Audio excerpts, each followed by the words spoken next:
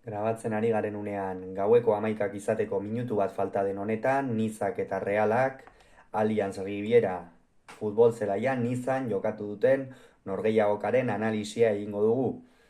Bana egin dute, bientzako lehen norgehiagoka zen gaurkoa gogoratuko dugu Europa Ligeko eta orokorrean UEFako txapelketa guztien formatu berri honetan 36 talde izango dira, 8 norgehiagoka jokatu beharko dituzte talde guztiek, 4 etxean eta 4 kanpoan, ezingo dute aurreko formatuan multzo faseetan bezala euren herrialdeetako taldeen aurka lehiatu, eta horren ondorioz,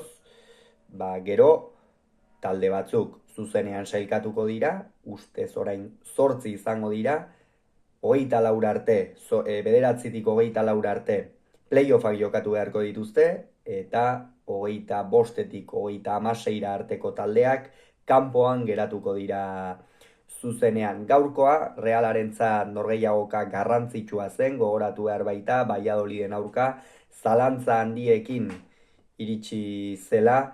eta usna egin zuten zorrian, Nizak berrik 8 eta huts irabazi zion Santetieni lehen 36 minutuetan 6 eta huts zioa zen, Santetiene gainera 3 aldaketa egin behar izan zituen norgehiagoka horretan, eta benetan talde frantziarra une gozoan iritsi da gaurko norgehiagoka honetara. 11koak errepasatuko ditugu. Frank Hayes Nizako entrenatzaileak 3-4-3ko sistema baten aldeko apustua egin du, Bulka izan da atepean, Injasimile izan da hiruko lerro horretan eskuinegaletik, Bombito erdian eta Dante veteranoa Bayern Municheko eta beste hainbat taldeetako jokalari mitikoa ezkerraldean, Klaus izan da hegaleko jokalari aurreratua, eskuinaldetik Melvin Bard ezkerraldetik, Rosariok eta Luxetek osatu dute zelai erdia, eta goian Buanani izan da eskuinaldetik, ezkerraldetik esan, eta goian Yusufa Mokoko. Imanolek berriz aldaketa dezente egin ditu gaurkoan zehatz-mehatz 9 jokalari, Zubietako 9 jokalari parte hartu dute hasierako 11koan. Alex Remiro izan da atepean, bosteko lerroa osatu dute haienek ezkerregaletik, Odriozolak eskuinegaletik eta erdiko atzealdearen erdialdean Patxeko ezkerraldetik Jon Martin erdian eta Igor Zubeldia zirela. Euskarri moduan aritu da Martin Zubimendi, zelai erdian laguntzaile izan ditu Pablo Marin eta Brais Mendez, eta goian Oiartzabal eta Barren Etxea aritu dira, eta horrelaxe esan dut, horrelaxe izan delako literalki Realaren sistema hasiera-hasieratikan partida oso entretenigarri hasi da, entrenatzaileentzat behar bada etzen partidari gustagarriena, bi taldeak area asko zapaltzen ari baitziren, baina hau batez ere Realarentzat izan da albiste ona, izan ere,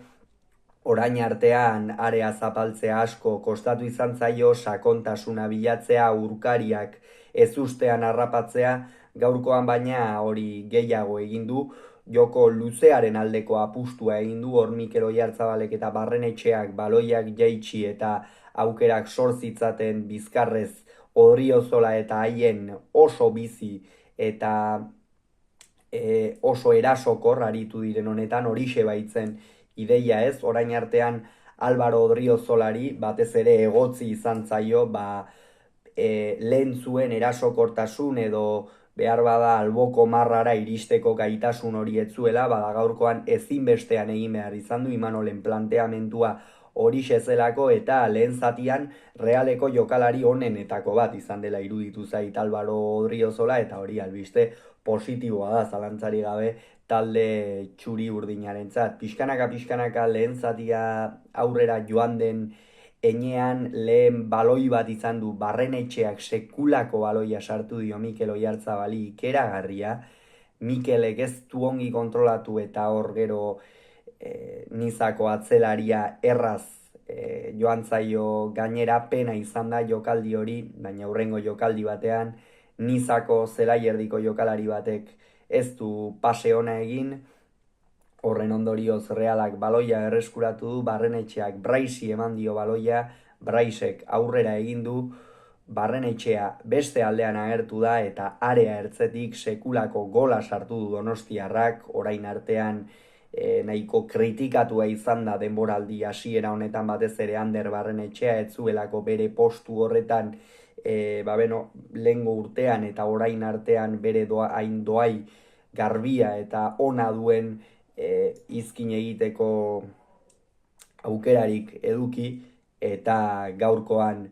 beste planteamentu batekin oso ongi egokitu da, Realeko jokalari onena izan da, lehen zatian zalantzari gabe, eta konfiantza hartzeko ongi etorriko zaio hori Ander Barrenetxeari. Reala markagailuan aurreratu da, hau albistea izan da, aspaldian ez baitzen gertatu, baina egia da zalantza dezente uzten ari zirela Realeko jokalariak, batez ere atzealdean, baloiak urruntzerako garaian eta ikeragarri kostatzen ari zaio lehengo urtera arte hain berea zuen atzealdeko sendotasun hori galdu egin du Realak aurtengo denboraldi honetan. Robin Lenormand joan izanak eta Mikel Merino joan izanak noski eragina dauka horretan, beste ziklo bat hasten da orain Realarentzat, eta lehen zatian ongi aritu bada ere, pixkanaka Nizak beste martxa bat ere sartu du, arrisku handirik ganetzuten sortzen, baina egia da zelai erdian eta askotan jokalariek baloiak oso bakarrik hartzen zituztela, eta horrek kondenatu du noski Reala, eta gero pixkanaka Reala geroz eta gehiago ondoratzen hasi da, arrisku gehiago ere ezin izan du sortu, eta 45. minutuan jada lehen zatia amaitzen ari zenean Pablo Rosariok banakoa egin du. Hau, gauza askoren fruitua izan da, ez batetik korner batetik etorri da gola, horrek esan nahi du Niza bera ere erasotzen ari zela eta Reala ezinean zebilela, eta gero haienek ez du bat ere ongi urrundu baloia, eta Rosariok gola sartu du. Gainera Rosario txartelarekin zegoen jokalarietako bat zen, Realak horrere ongi kudeatu du, une batez Nizakoek euren honetik ateratzeko arriskua ere izan dute, ez da alakorik gertatu, eta bigarren zatiaren hasieran berriz ere Nizak hartu du jokoaren kontrola, lehen zatiaren amaierak esan daiteke ukituta utzi duela Reala, askoz ere zurtzia handiagoarekin atera dira, baina batez ere lehen zatian eta bigarren zatian ere jokalari batekin geratuko naiz, eta hori Jon Martin da. Sekulako partida jokatu du arrobiko jokalariak, goitik baloi asko irabaziz, baloiaren irteeran ere autoritate handia erakutsiz, eta erdiko atzelari batek hori behar du, oraindik ere noski gauzak baditu hobetzeko, eta gaurkoan Imanolek apustu garbia egin du bere alde, hain maila ona ematen ari zen Naie Fager aulkian utzita, eta nik uste oso ongi erantzun duela, Patxeko, Zubeldia eta Iruren artean onena izan baita Jon Martin. Eta 50. minutuan sekulako akatsa egin du Jon Patxekok, behin eta berriz ari gara esaten aurten Reala area barruan penaltiena ez dela bat ere ongi kontrolatzen ari, lauia da adierazi dizkiote, bost Real Madriden aurka, 2 Alavesen aurkakoa, Mallorcaren aurkakoa, eta gaurkoan hau hobetu behar diren akatsak dira, eta bai hor arazo handia daukala Realak. Remiro geratu egin du, hau ere albiste izan da, orain artean Remiro hori egotzi egiten baitzitzaion penaltiak eta ez zituela asko geratzen, gaur Alex Remiro ongi egon da, egia da asko ez duela behartu Nizak, golean ere ez du ezertxo ere egiterik izan, baina egin behar zituen lanetan ongi aritu da Remiro gaurkoan. Gero pixkanaka partida berdintzen joan da, Nizak jarraitzen zuen hor zuloak edukitzen, eta Realak aldaketa hirukoitza egin du kasu honetan, haien Odriozola eta Barrenetxeak kendu ditu, haienen norgehiagoka behar bada ez da Odriozola bezain erasokorra izan, baina orokorrean esango nuke partida nahiko irregularra jokatu duela, golean ere berak egin du akatsa, hor Nizako jokalariak eta nahiko erraz joan zaizkio, eta gaurkoan ez da hienen gaua izan, ez da gutxiagorik ere. Odriozola lehen zatian ongi aritu da, bigarren zatian pixkanaka gastatzen joan da, eta Barrenetxea Realeko jokalaririk orena izan da gaurkoan, inongo zalantzari gabe. Eta euren ordez Javi López, Aranburu eta Beker atera dira. Javi Lópezek partida ona jokatu du, Bekerrekin hor ongi ulertu dira, zehaztasuna falta izan zaie eta apur bat vertikaltasun pixka bat gehiago, baina orokorrean oso ongi elaboratu dute jokoa zelaiaren 3 laurdenetatik aurrera, elkarri espazioa utziaz oso ongi irakurriz bakoitza non zegoen une bakoitzean, eta pena izan da gero jokaldi hain on horiek ezin aurrera eraman ahal izatea. Aranburuk ere partida ona jokatu du, batez ere azken minutuetan Realaren atzealdean funtsezko jokalaria izan da, lasterkaldi batzuk ere egin ditu Hegaletik, oraindik ere asko dauka hobetzeko Aranburuk, eta Xeraldo Beker aste honetan protagonista izan da, gu diskotekan izandako borroka baten ondorioz, azkenerako Imanolek berekin kontatzea erabaki du eta ez kirol zigorri jartzea, pentsatzen dut klubak dituen barruko kodeetatik eta Bekerrek zigor ekonomikoren bat izango duela noski. Ez da gaizki aritu, baina orain artean bezala eta lehengo urtean ez bezala, zehaztasuna falta zaio, punteria pixka bat gehiago fintzea, eta hori lortzen ez duen bitartean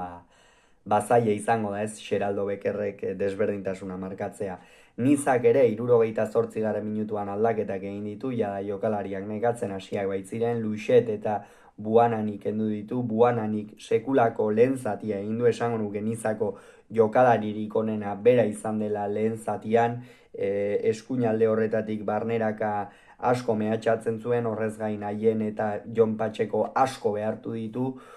eta jokalari interesgarria da, eta Endombele eta Diop atera dira, Endombelek batez ere esango nuke apur bat kalitate gehiago sartu diola Nizari, Diop ere saiatu da, baina hor Bekerren eta Javi Lópezen kombinazio edo elkartze horietan asko kostatu zaio Diopi ikeragarri, eta hor gero Endombele izan da batez ere gako nagusia, eta Realak ere aldaketa egin du, kasu honetan Brais kendu du Susitzen ordez, hor metatarsianoan badakizue lesio bat izan zuela Brais Mendezek, gaurkoan bueltatu da Brais, eta hor jada partidan nik uste bi taldeek berdinketa ontzat ematen zutela, Reala jada nekatuta zegoen, Susic atera du, Susic saiatu da, baina ez behar bada beste partidetan bezain besteko vertikaltasunarekin, nik uste Imanolek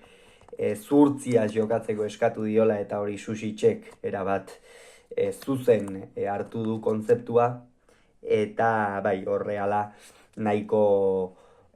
lasai ibili da, zurtziaz jokatuz, partida behintzat ez galtzea, ez apur bat jada indarrak ere larri zebiltzalako. Orakpo atera du Mokokoren ordez, Mokokok lehen zatian bai, arriskua sortu du, baina ia ez dioela jaurtitzeko aukerarik izan, alde horretatik ere Realeko atzealdearen meritua izan da, ez ziur aski Imanolek esango zuelako Mokoko ongi zaindu beharreko jokalaria zela, eta Orakpo atera da, baina jada Niza ez zegoen erasorako bokazio handiarekin, Oskarsonekin gertatu den bezala, Oiartzabal kendu eta Oskarson atera du, pare bat baloi ukitu ditu, baina orain artean behintzat, denbora eman beharko zaio ez, baina jada lehen gola alik eta azkarren sartu beharra dauka Oskarsonek, eta gaurkoan ere jokatu dituen 15 minutuetan ez du inongo desberdintasuni markatu. Eta orokorrean lehen zatian ongi Reala, batez ere baloia mugitzerako garaian, baina atzealdeko akats horiek asko kondenatzen dute, gaurkoan ere horrelako batek kondenatu garaipena ez eraman ahal izatea. Larunbatean partida garrantzitsua jokatu dute txuri urdinek Valentziaren aurka anoetan, ea etxean berriz ere irabaztea lortzen duten eta lehen denboraliko lehen garaipena izango litzakena eskuratzen duen Realak. Eta hause esan beharrekoa, hasiera komatxo artean esango dugu positiboa Europan, berdinketa bat etxetik kanpo beti ongi etortzen da, eta ea hurrengo norgehiagoketan zer gertatzen den. Hause izan da esan beharrekoa, hurrengo gehiago izango duzu, bitarren izan agur.